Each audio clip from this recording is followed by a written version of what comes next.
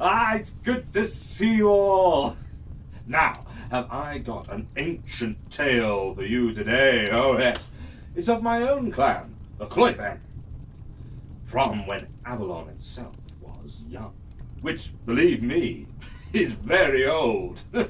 So, if you're ready, I'll tell you the tale of the Crystal Cave.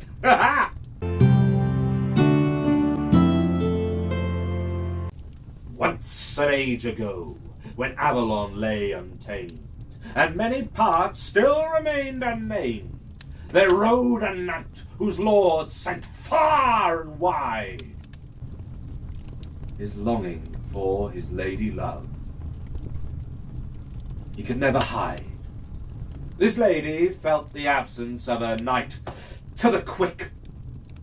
If only they never part in some small fashion or trick. But the clan of Llwyfen would be lost if never did explore from high hill to low valley through every unseen door. With every sally out the Llwyfen could make new wondrous tales to return for others to take. One such telling of magic that longed to behold was of the singing crystal caves, so deadly and cold. From up high on a mountain shelf, their song did sing to tempt every elf. But the tale cautioned to be wary, as what is held within is more than scary. The lady took this tale to her love, as she wished for singing crystals from up above. For wherever you may be sent, if held in hand, we could hear each other's across the land. The knight knew his love to be true, took a vow upon his honour anew. I will not rest nor return until 2 crystals I can earn. So bid his love farewell at the fountain, and rode off to the bitter cold mountain. He pushed through all the land offered to dissuade him, for to stop and run, his vow had forbade him. Through great storm, wind and gale, and slides of mud that took the trail. Through lightning that tore open the air, while trees were stolen without care. The knight clutched his cloak against the bite, with only the mountain set upon his sight, until he came to the mountain foot, where the snow lay as fine as soot. Looking overhead and well into the sky, far beyond the great bird passing by,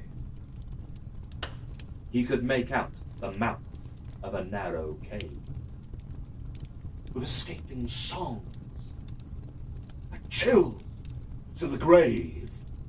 The mountain's face of rock was jagged and flint, so his mount but brave would have to wait a stint.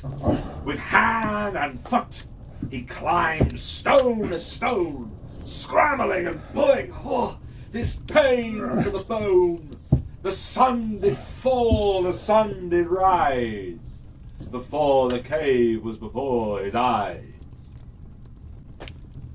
A song of sweet dread flooded his ears to the full. Taking courage from his love, he moved in as a bull. Crystal teeth jutted from the throat of the cave. As he moved deep in, his likeness did they save. The path wound down, down, circling tight like a crown. Though the cave did sing, behind him could be heard. A scrape, a step, owing to a figure still blurred, turning swift with sword held true, our knight knew not what to do, for before him stood him, in the likeness of crystal trim. This crystal knight of his reflection matched his move with great detection. What trick are you to steal my person? Come on now, answer my assertion. But Crystal Shade gave no answer, only struck as nimble as a dancer. The blow hit hard and to the mark.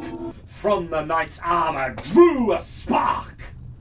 Swords and shields bashed and dinged. The knight fell back to not be pinged. After losing shards of crystal and crimson flesh, their feet found water still and fresh. The shade of crystal flew in the air, crashing upon the knight like a bear.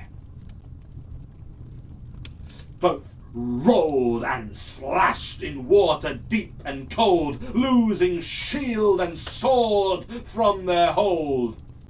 With hand and foot their might did meet, but just at the moment of defeat, a knight of love thrust out and true to push the shade through the blue.